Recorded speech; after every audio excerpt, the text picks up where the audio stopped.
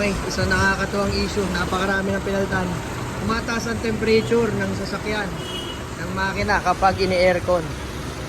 So, pagkatingin ko, sabi ko, fan po, nagana parehas eh. Isa, nagana. Dalawa, nagana. Ay kung tignan nyo yung flow ng hangin. Dapat yan, ang flow po ng hangin, marami rin nagtatanong nito sa atin. Pag ganun po dapat ang flow ng hangin. Kasi po, yung hangin, pag tayo tumatakbo, ang bangga ng hangin, pag ganyan din. Hindi naman pag ganun yung bangga ng hangin. So, dapat ang fan natin, pag ganun din ang hangin, papuntang engine. Kahit po dito yung fan nyo, sa harap, yung mga old school, pag ganun din dapat. O, tingnan nyo itong papel na ito. Ganito nyo yan matetesting. Yan, papunta dun yung hangin, di ba? Paatras. Ito sa kabila. Ayun, hinihigop. Ayun. Hinihigop niya. Ibig sabihin, baliktad yung ikot ng fan. Pabaliktad rin lang yung wire niyan. Tsaka nakita ko rito, may mga wire na sobre. Kung nagkapalit yung dati nag-wiring nito. Ayan, may mga tanong.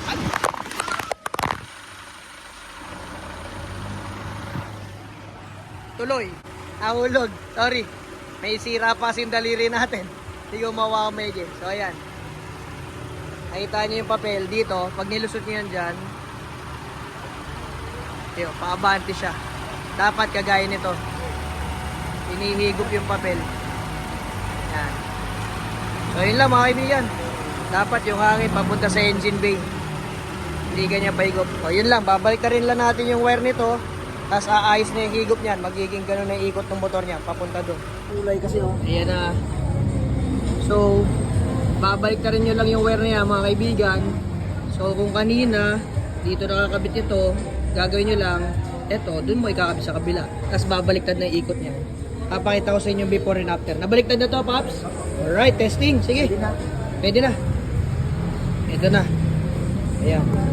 Step by step yan para alam niyo gagawin pag sa inyo nangyari. Aray ko, ang sakit. Start.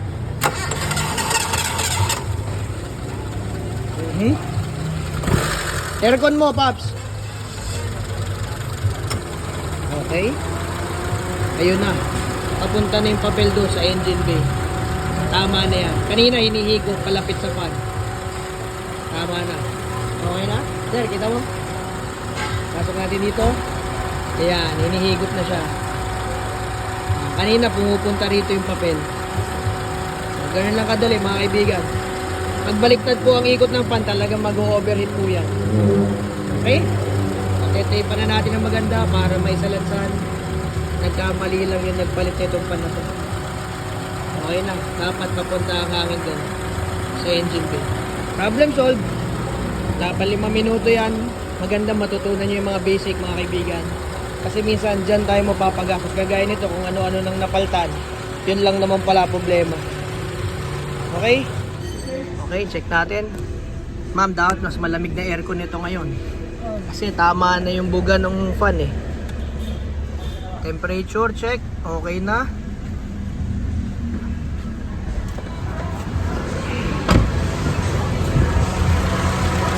Natape na natin.